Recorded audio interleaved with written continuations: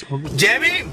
साथियों, ये भारत है और इस भारत के लोकतंत्र की स्थापना करने वाले, भारत के संविधान को दिन रात अपनी मेहनत से लिखने वाले डॉक्टर बाबा साहेब अम्बेडकर, जो करोड़ों शोषित वंचित पीड़ितों के मसीहा हैं, जिन्होंने इस देश में छुआछूत भेदभाव को खत्म किया, जिन्होंने विभाजित लोगों को एक करने का काम किया, जिन्होंने आपस में गैर बराबरी को खत्म करने का काम किया, जिन्होंने इस देश की तमाम महिलाओं को, चाहे वो किसी भी जाति वर्ग से हो, वो IAS, IPS, PCS, जज, डॉक्टर, बैरिस्टर, कलेक्टर, अगर इंजीनियर आज बन सकती है तो डॉक्टर बाबा साहेब अम्बेडकर के लिखित संविधान की वजह से। लेकिन उन्हीं डॉक्टर बाबा साहेब अम्बेडकर को ग्वालियर के अंदर बैठा एक जातिवादी वकील आए दिन गालियां बकने का काम कर रहा है, आए दिन उनको गलत बोलने का काम कर रहा है, आए दिन उनको गंदा बोलने का काम कर रहा है। मैं सवाल करता हूं प्रधानमंत्री मोदी जी से, जो ये कहते हैं कि मैं डॉक्टर बाबा साहेब अम्बेडकर के संविधान की वजह से इस देश का प्रधानमंत्री बना हूं। अरे मोदी जी, झूठ बोलते हैं आप बाबा साहेब अम्बेडकर का नाम लेकर सिर्फ शोषित वंचितों का वोट लेने का काम करते हैं। अगर आप डॉक्टर बाबा साहेब अम्बेडकर को अपना आईन मानते हैं, इस संविधान को अपना आईन मानते हैं, तो सबक सिखाइए उस जातिवादी वकील को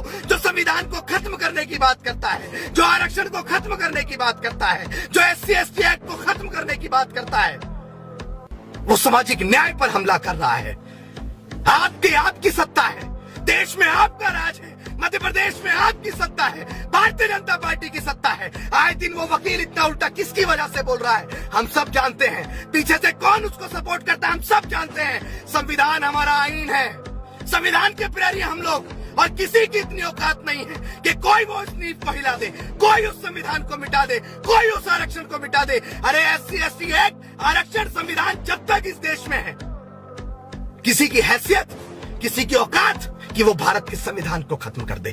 सुन भाई, तुझे आज कह रहा हूं और इस बात को अपने दिमाग में बैठा लेना तमाम लोग, जिस प्रकार छिपकली के बच्चे कभी मगरमच्छ नहीं बन सकते, इसी प्रकार डॉक्टर बाबा साहेब अम्बेडकर को पानी पिलाने वाले लोग कभी संविधान निर्माता नहीं बन सकते। इस बात को याद रखना।